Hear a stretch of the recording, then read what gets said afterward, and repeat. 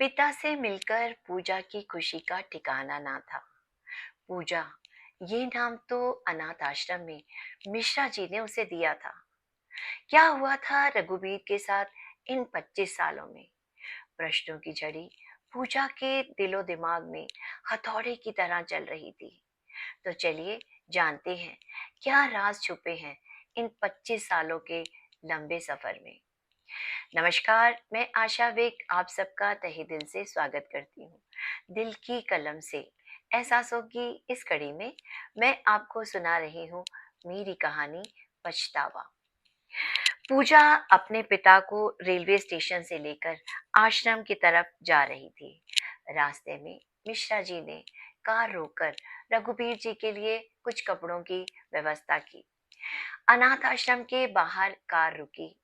पूजा ने आगे बढ़कर पिता को सहारा देकर कार से बाहर उतारा। पिता ने भरी नजरों से अनाथ आश्रम की उस बिल्डिंग को देखा और फिर उस मेज को जिस पर वो अपनी बेटी को छोड़कर गए थे। आंसुओं का सैलाब रुकने का नाम नहीं ले रहा था। पूजा ने रूंधे गले से कहा, बाबूजी, अंदर चलिए। अंदर पहुंचकर मिश्रा जी ने कहा, रघुवीर जी, आप पहले नहा लीजिए, हम उसके बाद मिलकर खाना खाएंगे। उन्होंने बनवारी को आवाज देकर कहा, बनवारी, पहले साहब की दाढ़ी बना दो। रघुवीर नहा धोकर खाने की मेज की तरफ आए। पूजा और मिश्रा जी बेसब्री से उनके आने का इंतजार कर रहे थे। पूजा ने बड़े प्यार से पिताजी को खाना परोसा और रोटी का पहला निवाला अपने हाथ से पिता के मुंह की तरफ बढ़ाया। पिता ने बेटी के हाथ को चूमकर हाथ जोड़कर कहा, मुझे माफ कर दे मेरी लाजो, मैंने तेरे साथ बहुत अत्याचार किए हैं, तुझे बहुत दुख दिया है। लाजो? मेरा नाम लाजो था? पूजा ने हैरान होकर कहा। पर आप तो मुझे मनहूसी कहते थे। ये मेरी जिंदगी की सबसे बड़ी भूल थी।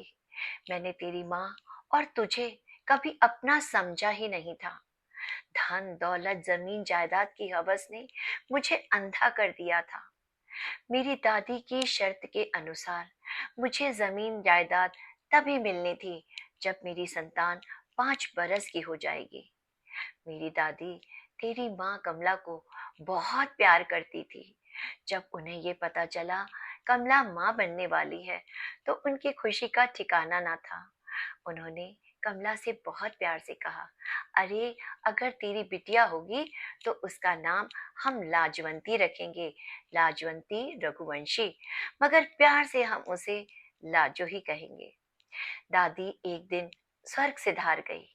दादी के जाते ही मेरे अत्याचार तेरी माँ और तुझ पर होने लगे। मुझे तो बस तेरे 5 बरस होने का इंतजार था। तेरे 5 साल के होते ही जमीन जायदाद सब कुछ मेरे नाम हो गई। मैंने कमला से कहा, मैं अब तुम्हारी सूरत एक पल को भी नहीं देखना चाहता। मैं तुमसे तलाक लेकर अलग होना चाहता हूँ। वो बहुत रोई, मेरे पैरों पर गिर पड़ी और कहा, मुझे अपने से दूर मत करिए, मैं यहीं आपके चरणों में पड़ी रहूंगी, आपसे कुछ नहीं कहूंगी और ना कुछ मांगूंगी। मगर मैंने उसे धक्का देकर अलग करते हुए कहा, अब मैं एक पल भी तेरे साथ और तेरी इस मनहूस बेटी के साथ नहीं रहना चाहता। सुबह जब मैं सोकर उठा तो टेबल पर एक पत्र पड़ा हुआ था। मैंने पत्र खोला। पत्र कमला ने लिखा था, मैं जीते जी आपसे अलग नहीं हो सकती। मौत ही मुझे आपसे जुदा कर सकती है। मेरे जाने के बाद अपनी बेटी का ख्याल रखना। वो अभी बहुत छोटी है। मैं जानती हूँ आप अपनी बेटी से भी नफरत करते हैं और मनहूस कहते हैं, मगर है वो आपकी ही बेटी। मेरी ईश्वर से प्रार्थना है कि अगले जन्म भी मैं आपकी ही पत्नी बनूं, मगर आपका प्यार मुझे मिल सके। आपकी अभागिन पत्नी, कमला। उसका पत्र पढ़कर मैं हैरान हो गया। दौड़कर कमरे की तरफ भागा। कभी नहीं सोचा था कि वो ऐसा भी कर सकती है। उसने जहर खा लिया था। मैंने आनन फानन में दरोगा से बात की और दाह संस्कार कर दिया। लोग दबी जुबान में कहते थे कि मैंने अपनी पत्नी को जहर देकर मार दिया। जायदाद तो मेरे नाम हो चुकी थी, पत्नी इस दुनिया से जा चुकी थी, अब बस तुझसे पीछा छुड़वाना बाकी था। मैंने गांव की जमीन जायदाद बेचकर रुपए इकट्ठे किए और दूसरे शहर में बसने का इरादा किया कि अपनी नई जिंदगी की शुरुआत नए शहर जाकर करूंगा। पर तुझे अपने से दूर करना भी जरूरी था। अनाथ आश्रम के बाहर बिठाकर मैंने तुझसे कहा कि फल और मिठाई लेकर आता हूँ। सड़क के दूसरी छोर पर पहुंचकर मेरी खुशी का ठिकाना ना था। इस मनहूस लड़की से भी मेरा पीछा छूट गया। मैं खुशी खुशी रेलवे स्टेशन पहुंचा, टीटी को पैसे देकर बर्थ बुक कराई और निकल पड़ा एक नए सफर के साथ नई जिंदगी की शुरुआत करने। ट्रेन पटरियों पर तेजी से दौड़ती चली जा रही थी और मेरा मन उससे भी ज्यादा तेज गति से भविष्य के सपनों को संजो रहा था। ट्रेन स्टेशन पर रुकी। मैं अपने संदूक को उठाकर आगे बढ़ा, जिसमें मैंने अपनी सारी धन दौलत रखी हुई थी। स्टेशन पर बहुत कम लोग थे। मैं संदूक उठाकर नीचे उतरा और स्टेशन पर आगे बढ़ने लगा। तभी एक कुली दौड़कर मेरे पास आया और कहने लगा, साहब, आपका सामान बाहर पहुंचा देता हूँ। मैंने मना किया, नहीं, जरूरत नहीं। मगर उसकी नजर मेरे गले की चेन, हाथ में पहने हुए सोने के कड़े और हीरे की अंगूठी पर पड़ी और उसने बड़े प्यार से कहा, साहब, आप जैसे बड़े लोग सामान उठाकर चलें, ये अच्छा नहीं लगता।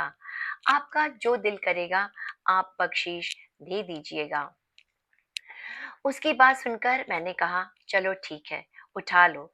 उसने बड़ी खुशी से संदूक अपने सर पर रखा और चलते चलते पूछा, साहब, क्या आप इस शहर में पहली बार आए हैं? मैंने हाँ कहकर उससे पूछा, यहाँ कोई अच्छा होटल हो तो बता दो। बातें करते करते हम बाहर आ गए। ऑटो रिक्शा सामने खड़ा हुआ था। मैंने कहा, तुम सामान यहीं रख दो, मैं इसी ऑटो से दूसरे किसी होटल में चला जाऊंगा। उसने बड़े प्यार से कहा, नहीं साहब, ये बहुत ज्यादा पैसे लेता है। गली के छोर पर मेरा मित्र रहता है, वो भी ऑटो चलाता है। वो आपको अच्छे होटल में पहुंचा भी देगा और पैसे भी कम लेगा। उसकी बातों में आत्मीयता थी। मैं उसकी बात सुनकर उसके पीछे पीछे चलने लगा। कुली की रफ्तार बढ़ चुकी थी। उसने अपने मित्र के पास पहुंचकर कुछ कहा। मित्र ने इशारा करके दो और लोगों को बुला लिया। मैं खुशी खुशी पर्स से पैसे निकालकर कुली को देने लगा। तभी उन दो लोगों ने मुझ पर हमला कर दिया। मैं कुछ समझता, वो चारों अब मुझसे भिड़ चुके थे। लात घूंसे मारते जा रहे थे, मेरे कपड़े फाड़ दिए, मुझे इतना मारा। मैंने बचाव की कोशिश की, मगर तभी एक डंडा मेरे सिर पर लगा। सिर फट गया, खून फव्वारे की तरह बहने लगा। मेरा सामान लूटकर वो भाग रहे थे। मेरा सिर चकराया और मैं बेहोश हो गया। जब आंखें खुली तो अस्पताल में था। डॉक्टर ने पूछा, क्या नाम है आपका, कौन है आप? मगर मुझे कुछ याद नहीं आ रहा था। गुमनामी और बेनामी में कितने बरस बीत गए, मुझे कुछ नहीं पता। एक दिन भीख मांगते मांगते मैं सड़क पार कर रहा था। तभी सामने से आती हुई कार बेकाबू हो गई और मुझे ठोकर मारकर आगे चली गई। मैं छिटक कर सड़क के दूसरी तरफ जा गिरा। सिर एक बहुत बड़े पत्थर से टकराया। खून फव्वारे की तरह बहने लगा। लोगों की भीड़ इकट्ठी हो गई और मैं बेहोश हो गया। आंखें खुली तो अस्पताल में अपने आप को पाया। डॉक्टर ने बड़े प्यार से पूछा, क्या नाम है बाबा आपका और क्या उम्र है? मुझे बहुत गुस्सा आया। मैंने कहा, बाबा किसे कह रही हो? मेरा नाम रघुबीर है और मेरी उम्र 26 बरस की है। डॉक्टर हंसने लगी और हंसते हंसते कहा, लगता है आपको मजाक करने की आदत है। मजाक? मैं कोई मजाक नहीं कर रहा। मेरा जन्म 1970 का हुआ है और अब 1996 है, तो हो गया ना 26 बरस का। डॉक्टर ने हंसते हुए कहा, बाबा, तुम्हारा गणित का हिसाब तो बिल्कुल सही है, मगर अब 1996 नहीं, कुछ और ही बरस चल रहा है। अरे सुनो तो, राजन, बाबा को आईना तो दिखाओ, और ताकि पता चले ये 26 के हैं या कुछ और उम्र के। राजन मजाक मजाक में ही आईना उठा कर ले आया। आईना देखकर मैं हैरान रह गया कि ये बुढ़ापा मुझे कब और कैसे आया। दिमाग पर जोर डाला तो लगा दिमाग की नसें फट जाएंगी। सिर पकड़कर मैं बैठ गया। जिंदगी चलचित्र की तरह आंखों के सामने घूमने लगी।